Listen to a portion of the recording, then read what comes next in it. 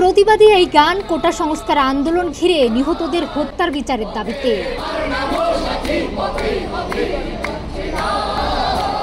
তাল লয়ের সুরে বন্দনা করা হয় আন্দোলনরত শিক্ষার্থীদের। সেই সঙ্গে কারফিউ, সেনাবাহিনী ও বিজিবি প্রত্যাহার সহ দ্রুত শিক্ষা প্রতিষ্ঠান খুলে দেওয়ার দাবিও জানান শিল্পীরা। পূর্ব ঘোষিত কর্মসূচি অনুযায়ী সোমবার বিকেলে জাতীয় প্রেস ক্লাবের সামনে প্রতিবাদে সাংস্কৃতিক সমাবেশ করতে চেয়েছিল সাংস্কৃতিক সংগঠন উদীচী, কিন্তু পুলিশের নিষেধাজ্ঞার কারণে সেখানে কোনো সমাবেশ করতে পারেনি তারা। পরে প্রেস ক্লাবের বিপরীতে প্রতিবাদী গান পরিবেশন করেন শিল্পীরা।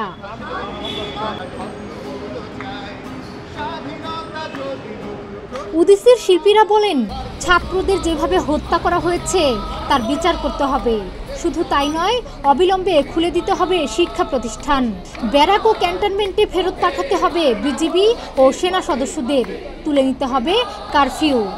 গত সপ্তাহ ধরে 10-12 দিনে যতগুলো হত্যাকাণ্ড ঘটানো হয়েছে, ছাত্র, সাধারণ মানুষ নির্বিশেষে প্রত্যেকটা মানুষের উপর জুলুম নিপীড়ন যেভাবে চলছে, এটা প্রত্যেকটা করে আমরা বিচার চাই। আমরা এই বিচারের জন্য আমরা আজকে দাঁড়িয়েছি এবং প্রতিবাদের জন্য আমরা এখানে দাঁড়িয়েছি। অবিলম্বে এই সেনাবাহিনী, কারফিউ, বিজিবি এগুলো প্রত্যাহার করে নিতে হবে। সমস্ত শিক্ষা প্রতিষ্ঠান খুলে দিতে হবে। সাজোয়া বাহিনী, আর্মি, পুলিশ দিয়ে সারাটা রাস্তা ঘিরে রাখা হয়েছে, বাচ্চাদেরকে নামতে দেওয়া হয়নি এবং কিছু কিছু জায়গায় গুলিও চলেছে। এরা হচ্ছে নতুন প্রজন্ম, তাই না? ওনাদের আমরা মেরে ফেললাম, তাহলে আমাদের তো সামনে দুর্ভিক্ষের মতো অবস্থা হবে। আমাদের শেষ দাবিটা কিন্তু ছিল 8 দফা দাবি, এবং 8 দফা দাবির ভিতরে কিন্তু স্পষ্টভাবে বলা ছিল যেন যারা ছাত্রদের খুন করেছে, যারা ছাত্রদের মেরেছে, তাদের যেন সুষ্ঠু বিচার হয়। গত শনিবার বিকেলে সভা হয় উদীচীর কেন্দ্রীয় সম্পাদক মণ্ডলীর। সেখানে কোটা সংস্কার আন্দোলন ঘিরে দমন পীড়ন, গুলি, হত্যা ও রাষ্ট্রীয় স্থাপনায় নাশকতার তীব্র নিন্দা জানানো হয়।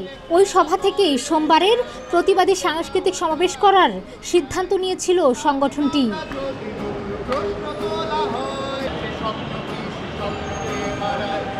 স্বপ্ন নিয়ে খেলা করে